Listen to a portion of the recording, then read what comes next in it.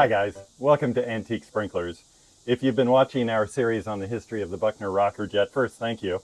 And second, while we're going to talk about rocker jets today, we are going to step out of that series for a minute. And the next time we talk about them, we'll be showing you the last episode in that series about this amazing sprinkler. And so the reason we're kind of stepping out of that sequence a little bit here is because we wanted to show you the primary way we believe Buckner intended for these sprinklers to be used. And that was on quick coupler keys, plugged into quick couplers for large turf applications. So when we talk about large turf applications, sure, we're talking about golf courses, we're talking about athletic fields, but we're also talking about city parks and large open public spaces and cemeteries as well. And so the primary ingredients in using the rocker jet that way were the quick coupling valve key, and obviously the rocker jet, which is kind of the object of the exercise. And so today what we're going to do is I'm going to show you a very scaled down model version of, above ground, what it would look like to have the quick coupler, the key, and the sprinkler used, just as an example where you can see everything. And again, scaled down, I'm using the smallest end of the product line to do this, and that's not really something that you would have seen very often. And then Carrie is going to take us through the way folks would set these things, adjust them, and then we'll see a lot of footage of them in action on quick coupler keys. And we're not staying with just one series of the part circle adjustable sprinklers. You'll be seeing them from pretty much the entire lifespan of the 1950s to about 1980 for these heads. So that should be pretty enjoyable. The other thing that I suggest that you stay tuned for, even if you're a person who prefers to fast forward to the sprinklers running, we took some time. Carrie put together a video where we address a lot of the things that can happen to a rocker jet to cause it to not operate perfectly well. And this is based on a lot of the comments and questions that came in the first few episodes of this series that we've been doing. And he'll also talk about the changes that happen to the sprinkler over time as well. So we hope you don't mind this little bit of diversion from the course that we set. But if we had an opportunity to show you how these things were really intended to be used, it was important that we take the time to do that. So as always, if you like what we do, please go ahead and hit the thumbs up button so YouTube will know to show it to more people. And as always, we really appreciate that you watch. Thanks so much. All right, guys, before we get into seeing a real installation of quick couplers with rocker jets on it, I thought I'd take us through some quick coupler basics for folks who aren't familiar with them. So I've scaled this down to make it easy to work with. This is an old Buckner quick coupler, the number 13. It had a 3/4 inch inlet, and so it's the smallest one they made. And this one's a 2-piece, which means you can back this out, take the top off, and the seals and things inside here that will hold it closed when the key's not in it can be serviced from the top, so you don't have to dig it up, which is kind of a cool feature. If you look in the bottom, you see that screw in there, and that's the underside of the actual seal that keeps the water flowing up through it. So usually these would be on a pressurized main. And so available anytime you wanted to plug a key into them, and you could hook a garden hose to it, you could hook a sprinkler on top of it, all kinds of stuff. So anyway, and the key fits into that groove right there. And that groove, you can see, kind of travels downward and helps the key press against the seal that's in there, and it's spring loaded. And as that travels down, it pushes it down and opens up the valve, okay? And that is the lug that follows the trough made in the quick coupler. And some of these will have one on either side, and they tend to be a little more stable. And some of them will even have like an Acme thread all the way around, and you can really open those very smoothly. So the quick coupler key itself would either be male by female threaded or just female threaded usually. And I've seen these that had, gosh, maybe 1.25 inch female threads on top, maybe 1.5 inch even, some really big guys. This one is 1 inch by, or 3/4 inch by 1/2 inch. And so that fits our 1/2 inch Buckner 503M perfectly. And let's see if I can thread this in. That's an old Teflon tape job that might have already served its purposes, so maybe I should have redone it, but you know what? We wing it sometimes. And through the magic of editing, it's on the key. So Carrie's going to show us how to do this for real, but basically, you know, we flip up the lid of the quick coupler, we put the key down in such that the lug goes into the groove, and I'm going to flip up the breakaway adjustment so that I don't get soaking wet and I can hold the sprinkler pointing in the direction I want it to, and then after that adjust the arc stops. So you turn the key, it engages, pushes the valve open, and now we know that if we don't want this spraying us, we need to move these stops about like so, and I can bring the breakaway back down. I can see, and you know what, I've probably put enough water in the neighbor's yard for this year, so let me bring it over a little bit more. And that is probably good enough. We'll do it a little more travel that way so we have something to look at.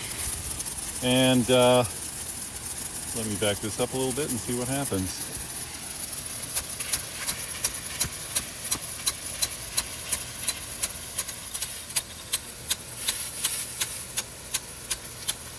And then when you're done watering, what I like to do is flip this guy back up out of the way again so I can keep the water pointing away from me, back the key out, and it turns off, and that's it.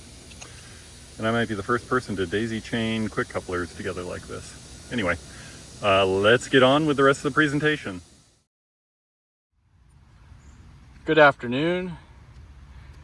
Here we have the 500 series Rocker Jet sprinkler, spanning 1954, 1955, all the way to 1979 or 1980 upon the discontinuance. This is the 1-inch series, 522s on the right, and on the left we have the 511 and the 512 series.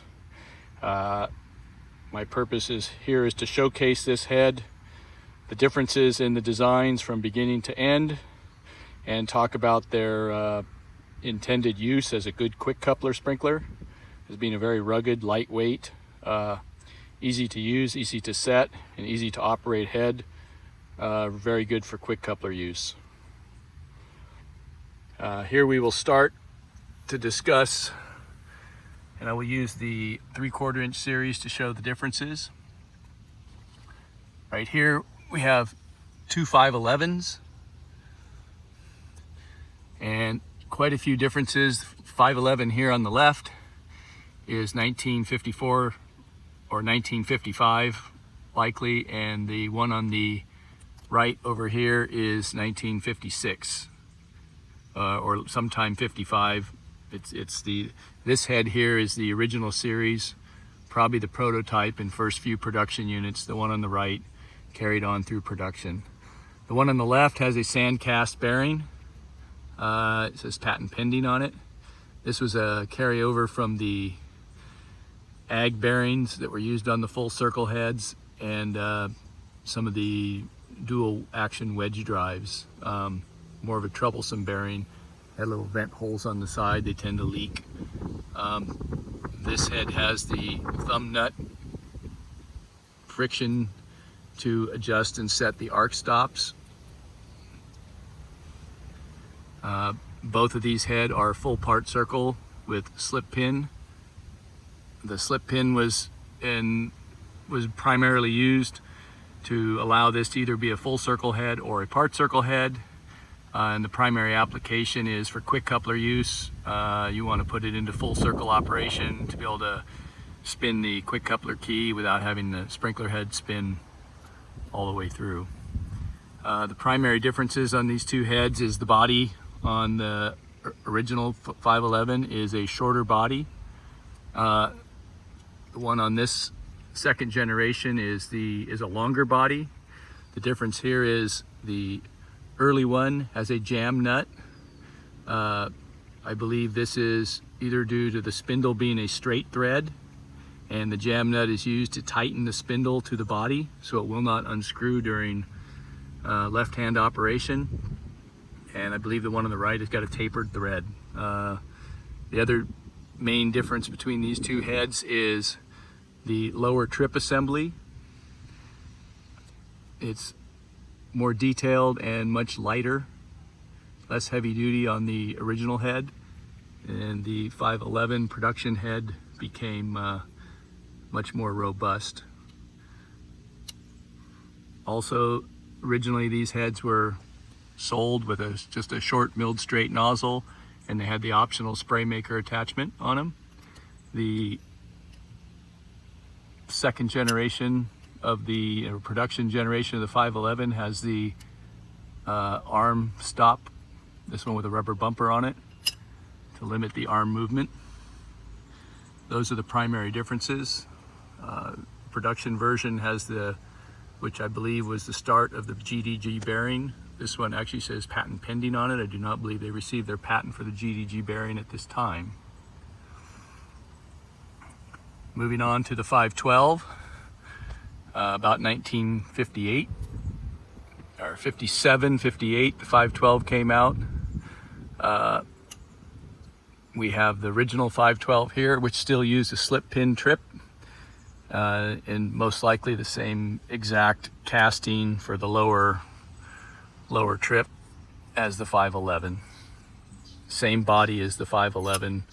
The main update on this was the gear tooth ratchet style arc stop for setting the arc. This was nice in the fact that it was positive, detented, locked, held it in place, did not spin. That was a problem with this head with the thumb nut as they started to wear, you know, from continued use with quick couplers readjusting all the time. It was hard to get it set exactly where you wanted it. When you tighten the nut down, this trip collar would slide a little bit, making it a little bit hard to adjust. As they wore out, it became harder and harder to adjust. You had to replace the little washer in there. The positive detent arc stop prevented that from happening. Then we move along to the 512. You will notice the difference between these two 512s. The one on the left has one patent number on it. The one on the right has two patent numbers on it. The second one is for the update in the 512, which was the breakaway trip. I believe this was around 1958, 1959. Instead of the slip pin trip. Very easy to go from full circle to part circle operation with the breakaway trip. Two reasons for the breakaway trip design. Besides, it was Buckner's patent to be different than Rainbird or anybody else, but I do believe that the breakaway trip was partly as a result of, as the name implies, it will break away when these heads were forced into a position. If enough force was applied to it, the trip would simply bend and break away to prevent the stripping of these small teeth. I do believe that was a problem with this trip, as people, you know, either through vandalism or just, you know, intended use and abuse in daily quick coupler use, these heads, when the trip was forced against here, it would strip these off. And these are a little bit temperamental, but it is a good design. It was a really good design. And the later version of the 512, I believe around 60, 61, this head was available with the baffle style nozzle. The baffle style nozzle came out, and the last of the 512 series, you would find some of them with a baffle nozzle. Moving over to the last head, which I believe came out in 63, maybe 64, was the 512M, or the whole M series, which was 503, 512, and 522M.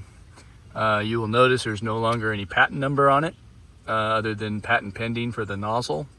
The castings were totally redone for the arm, or lever as Buckner referred to it, and the body was a different casting as well, as now they have the new trip design, which is simplified, a little more durable, and less prone to accidental breakage. The trip is totally in the rear of the sprinkler now.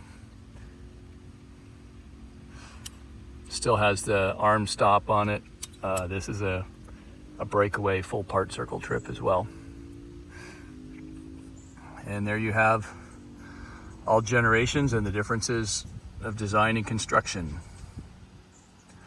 Buckner also made, as a quick coupler sprinkler, I will show here on the 522s. This 522, again with the slip pin trip, is mounted on a Buckner This one is a 14 CS key.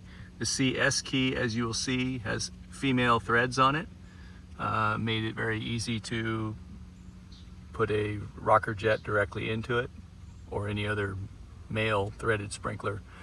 The difference between the 14 CS and the Buckner 14 key, the one here to the right is male thread, 1-inch male thread, 3/4 inch female thread. You could also buy the rocker jet with that Buckner supplied brass coupling. The same differences between the different series of rocker jets as I showcased on the 512s. And here we have a 3 CS key, again with a female thread. Made it very simple.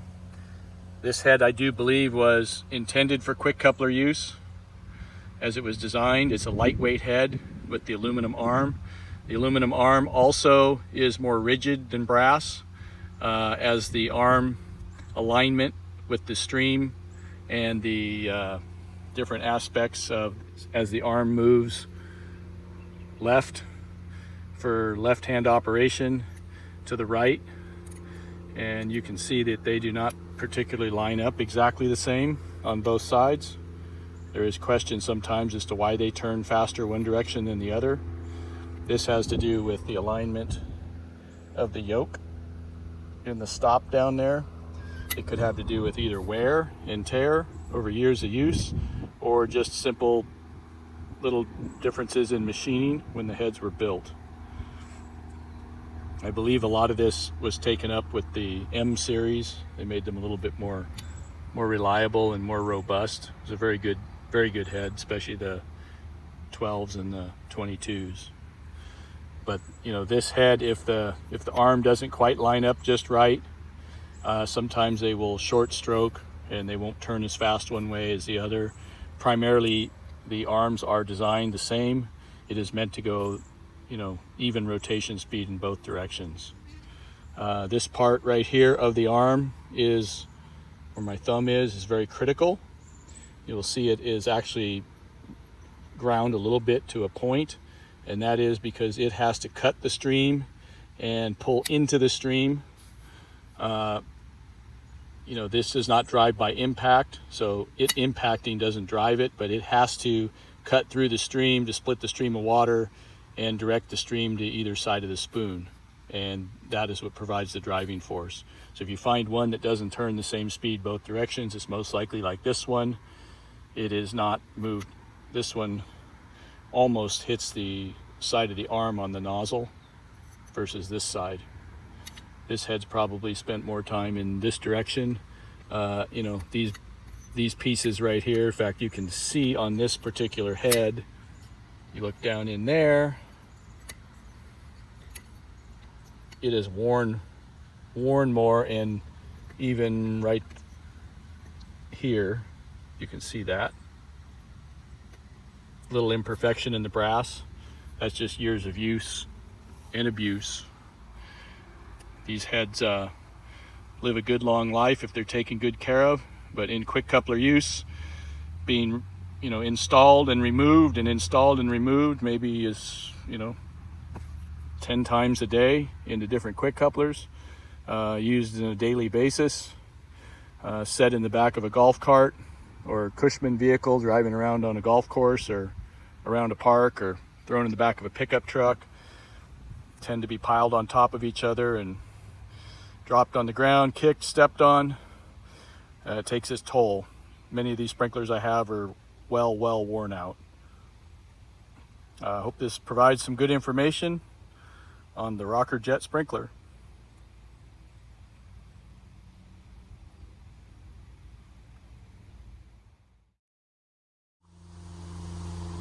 Good afternoon. I'm going to demonstrate Buckner rocker jets on quick couplers, the way Buckner intended their use to be back in the mid-50s when this head was designed to be a lightweight, rugged sprinkler with an intended use for quick coupler irrigation for parks, golf courses, large turf areas, athletic fields, you know, and general field use. These sprinklers were built to be as lightweight as possible with the aluminum arms. They also had to be rugged. As you can see, a handful of sprinklers, they're all banging against each other, pressed against each other when they're carried around to be put in quick coupler to quick coupler. Also, they took a lot of abuse when they were thrown in the back of a truck or a golf cart or Cushman vehicle running around a golf course or a park. So this head is stood the test of time. It's a very rugged sprinkler, and as you can see, I have 5 of them in my hand, and they're heavy, but not that heavy. Much lighter than the old brass dual wedge drive Buckners or the Rainbirds or Western brass heads at the time that were all brass. This head has many, many years of good use.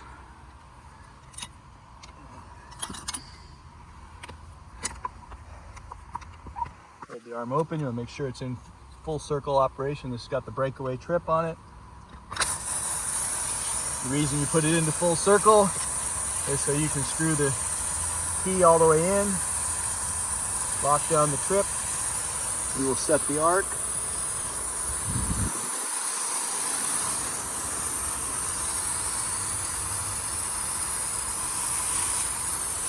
And let her go.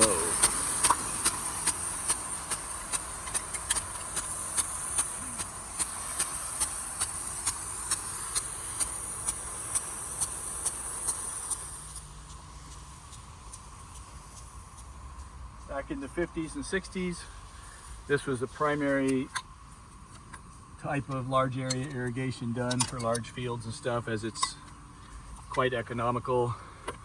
A few sprinklers can take care of hundreds of different settings.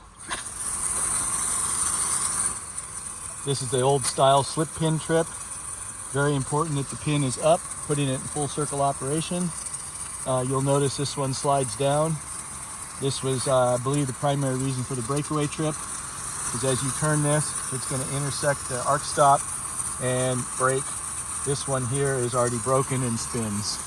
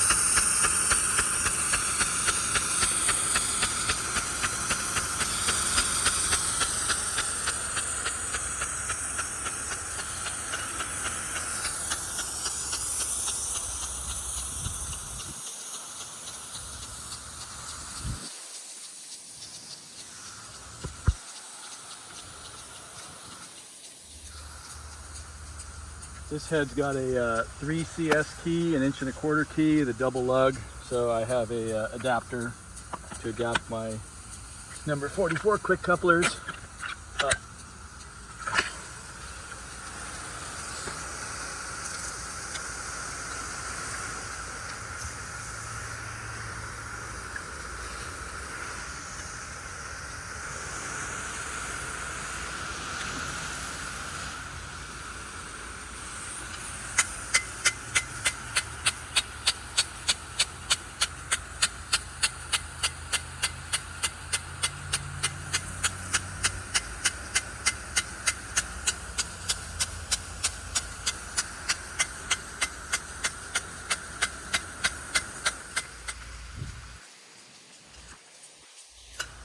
Here we have a 511 slip pin trip again. Make sure the pin's up so it will do full circle. This way the key, when it spins underneath the head, will fully rotate. Now this is a little more tricky than the ratchet arc stop. You have to loosen the thumb nut, slide the pin down, set the left stop,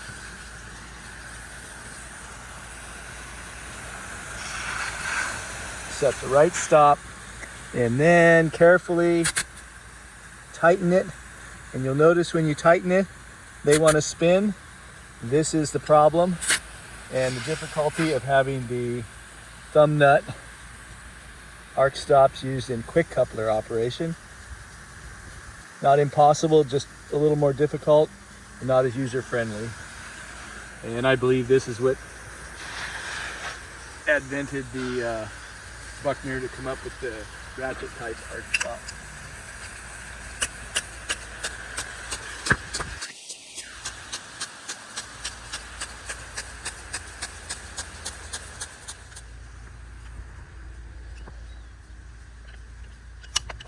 Another 512M.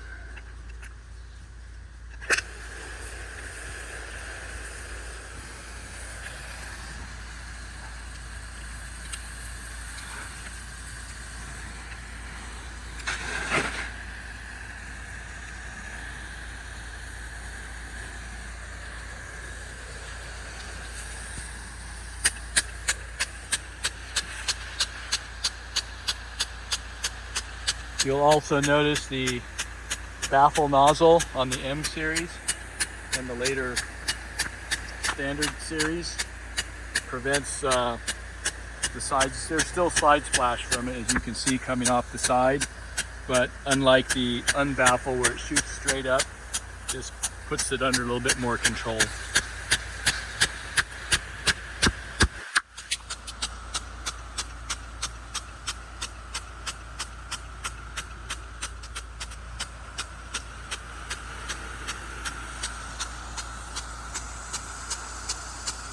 We got one more left.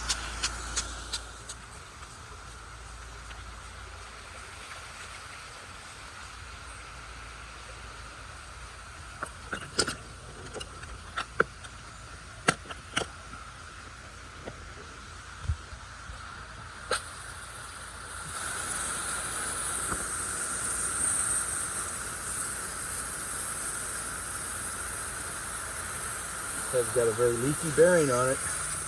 Bearing seals are out of it.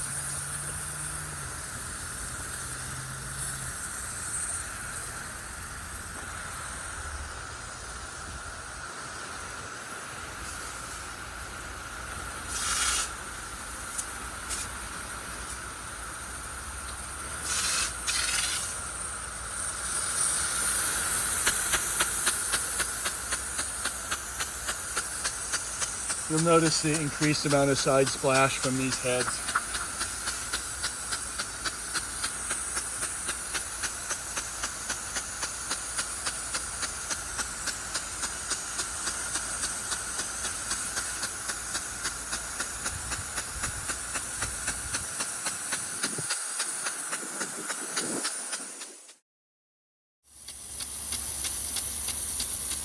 Here we have a clip of Buckner Rocker Jets in action as they were designed to be a quick coupler sprinkler.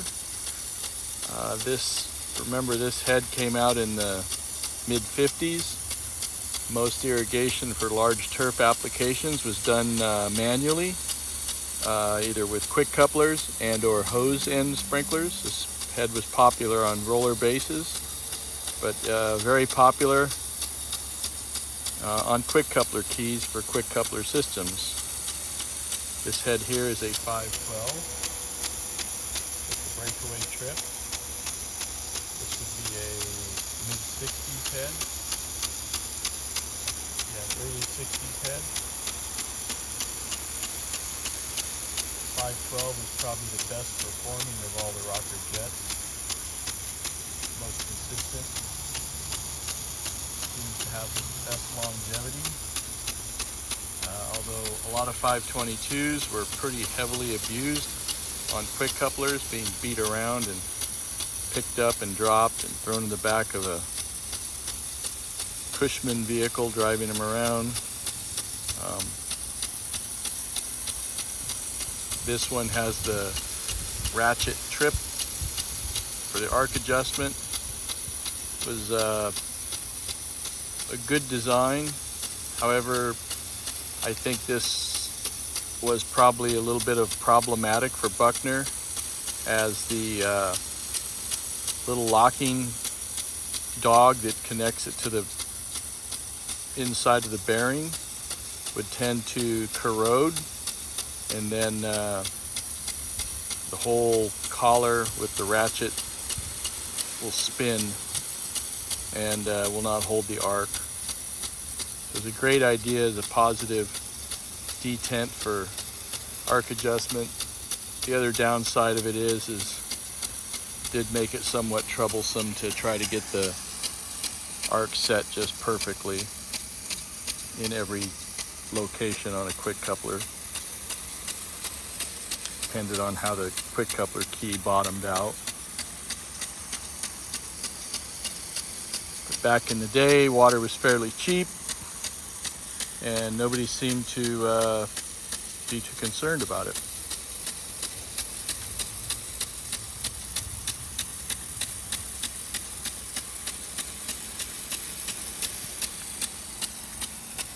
You see off in the distance, we have a 522 and another 522. Tend to spin pretty quickly.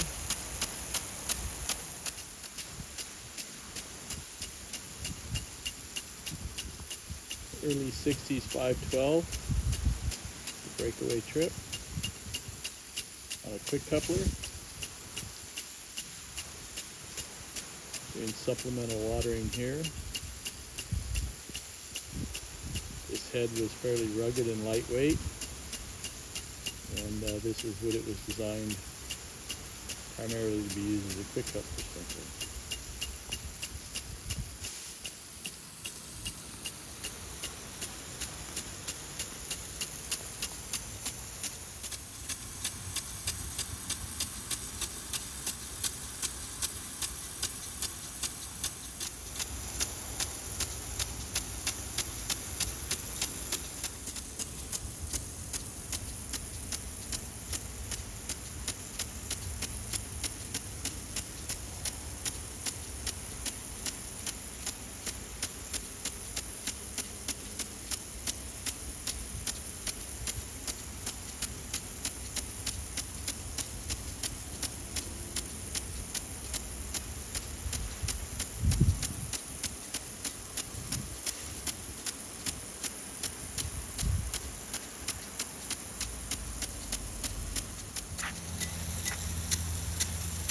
Here's the Buckner 522. This has a slip pin trip. This had to be the late 50s. Again, 522 is very popular on quick couplers. You will notice this is a Buckner 14 CST. Has a female 1-inch female thread on it. The Rocker Jet being male threaded fit directly into it. That key was, and this head was definitely intended to be together. I would not be a bit surprised if this head didn't come from the factory mounted to that key many years ago. Still working good to this day, although this head has an issue with the arc stop collar, as the little knob that locks it into the bearing is broke away. I'm surprised it's not spinning freely right now.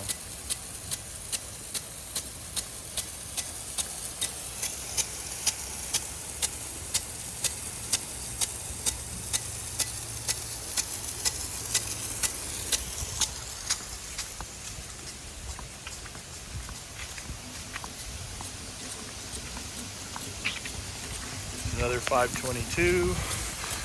This one is a early 60s with the breakaway trip on it.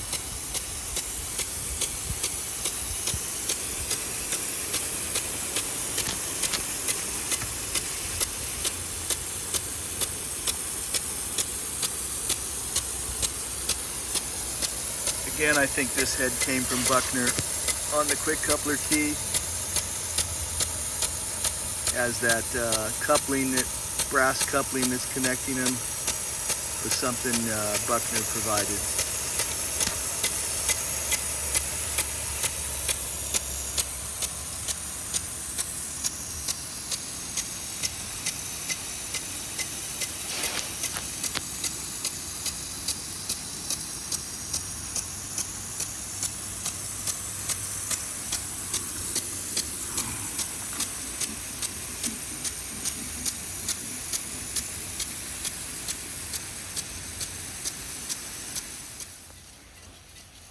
Good evening. Here is 4 rocker jets on quick couplers watering the lawn.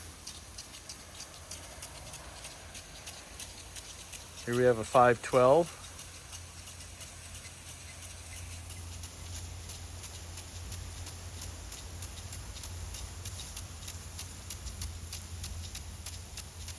And we have a couple of 522s working there. Another 522 and a 512 in the very back.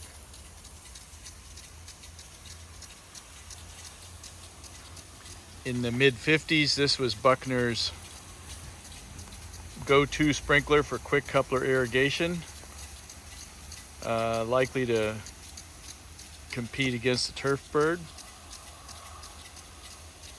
This was Buckner's first effective part circle slow rotation sprinkler that was fairly robust and built durable, simple to use, easy to move around on quick couplers day in and day out.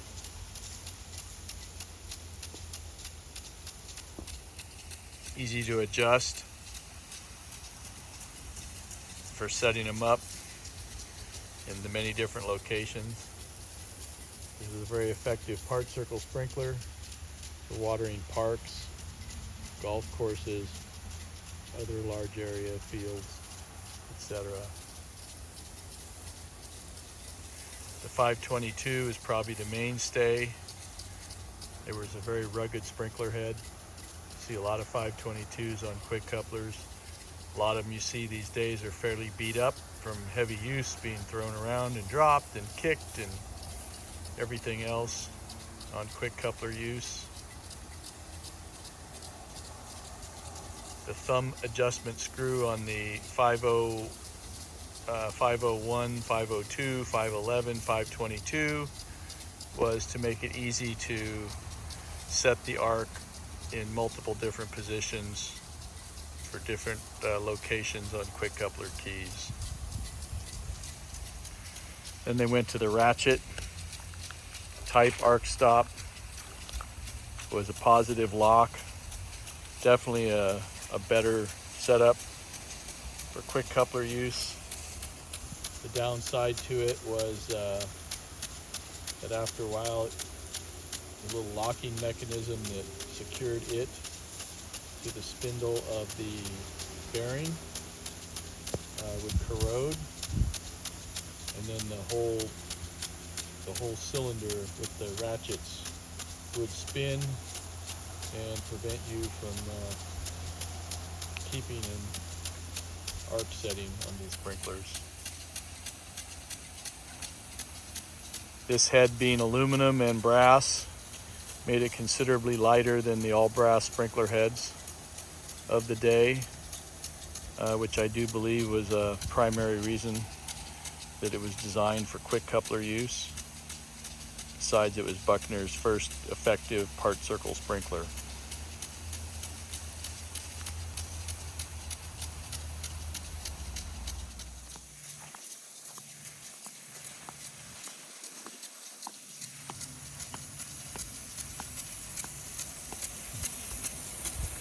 We have a 522.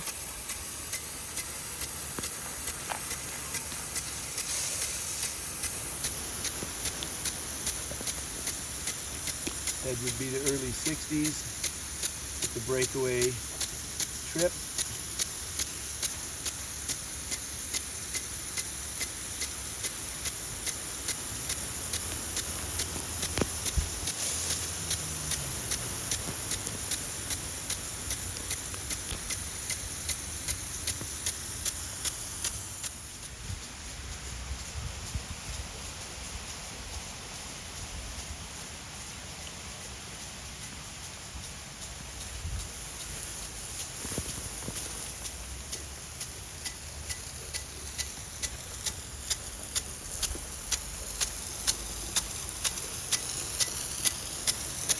Here we have another 522. This would be a late 50s with the slip pin instead of the breakaway.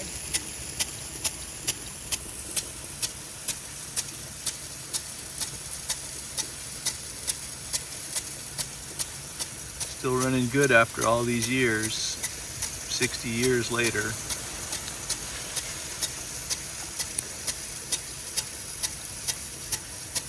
This head came mounted on the 14CS quick coupler key. It has a female thread on it. Perfectly mates up to the Rocker Jet's male threaded bearing.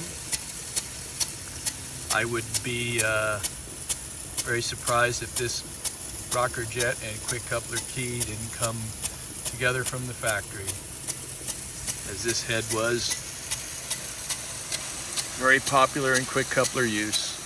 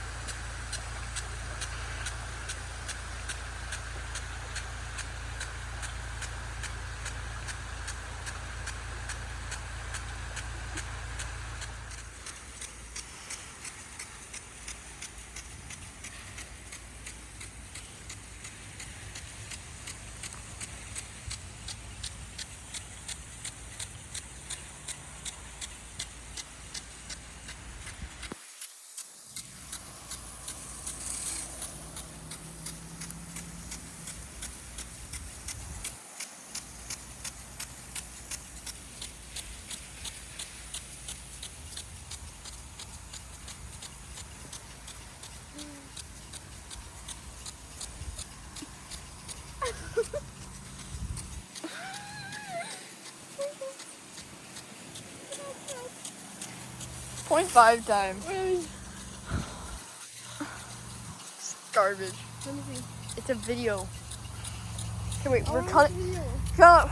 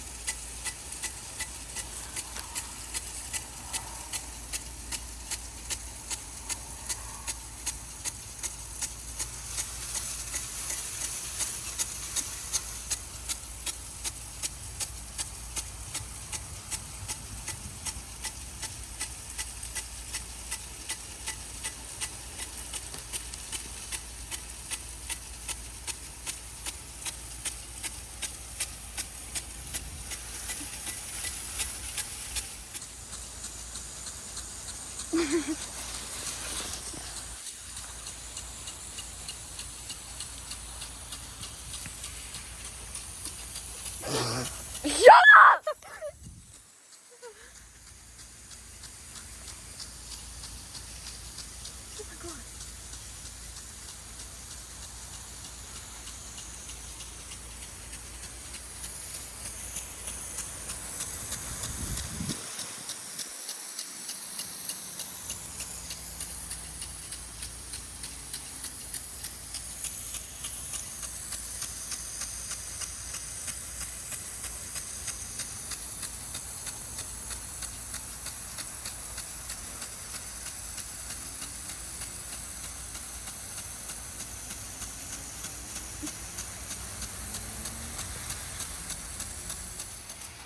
Don't talk over it.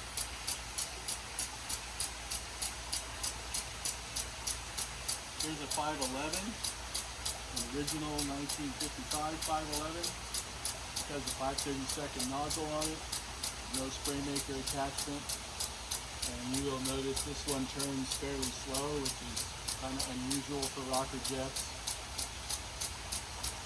Another big part of that is because of the small nozzle. There will be consistent rotation speeds from right to left. This is pretty good for a 70-year-old sprinkler head. This head is definitely 70